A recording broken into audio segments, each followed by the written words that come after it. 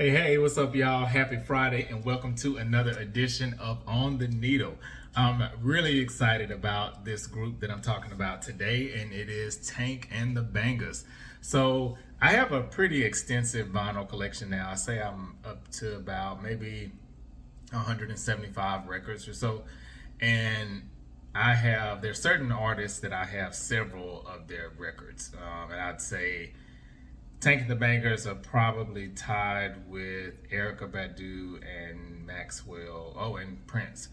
Each of those artists, I have four of their albums. So they're one of the artists that I have the most albums of. So I love their music. I was introduced to them a few years ago, actually, by a friend. I had never heard of Tank and the Bangers, and then I saw their Tiny Desk, and I was just hooked after that and started looking up all these other live performances and all that.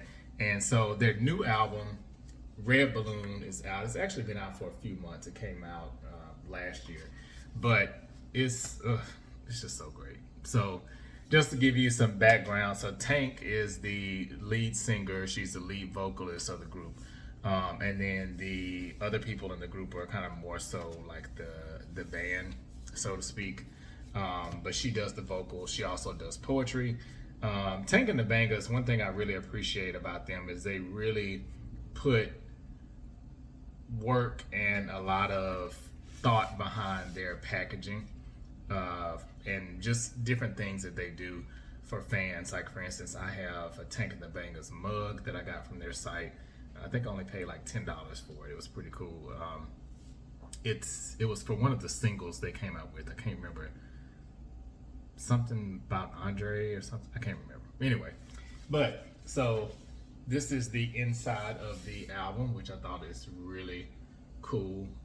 This photo shoot that they did, pretty dope. And also, I always love a good colored vinyl. So this album, of course, is called Red Balloon. So it's only fitting that it would be red.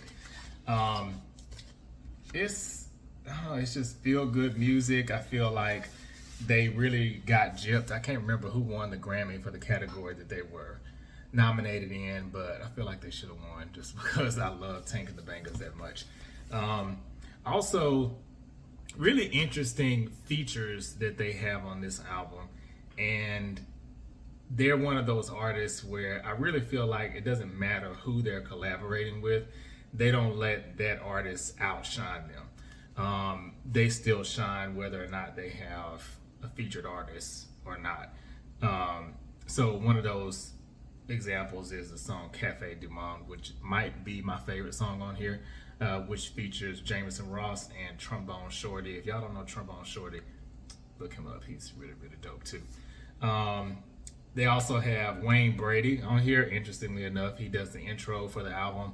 The Hamiltones, love them. Alex Isley, Masego, Big Frida. Layla Hathaway is on actually 2 tracks. Jacob Collier. I mean, there are just so many really great artists on here.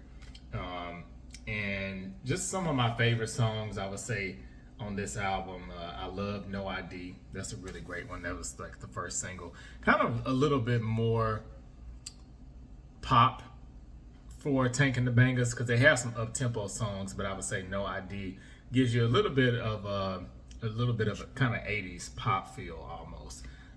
Cafe Du Monde, as I mentioned, love that song. Really puts you in that whole New Orleans state of mind, which the group is from New Orleans. And also Stolen Fruit, I love that one. That's a great one. Where Do We All Go? Really the whole album. It's pretty much a no skip, I would say. Their music, I feel like, always has some really great meaning, great depth to it. I love how sometimes they kind of weave in the poetry that Tank does. If y'all haven't checked out her poetry book, it's on Audible. Really easy, short listen. I imagine if you buy the physical book too, it's probably a quick read, but really powerful poems. I just love her voice too. I feel like she has one of those voices where I could just listen to her say anything. I feel like Jill Scott's in that same realm too. Just tell me your ABCs, I'll just listen. That's kind of how I feel. But yeah, this album is definitely a prized possession, along with the rest of their albums too. So the Green Balloon, I also have that one. That's a really great album. Also the Friends. I don't know why I'm drawing a blank on these titles. It's like the Friends one. It's only like maybe 6 tracks. That one's good. The Live Vibes 1 and 2 is another great album of theirs. So yeah, you just can't go wrong with Tank and the Bangas. So if you have not heard them, I would recommend you definitely check them out.